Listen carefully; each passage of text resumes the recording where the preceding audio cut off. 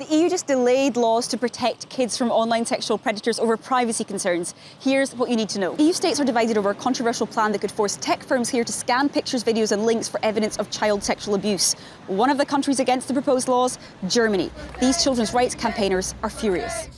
Political inaction has a huge cost on children. In these 3 years of delay, a lot of children have fallen in the hands of perpetrators. But there's also major opposition to the proposed laws, from tech companies like messaging app Signal, which has threatened to quit the EU, to activists who usually spend their time trying to rein in big tech's power. If the law were to be passed in this format, it is going to undermine vital digital security protections, and that is just not a trade-off that we can make, even if it's in service of something that is a really important aim. The most divisive part?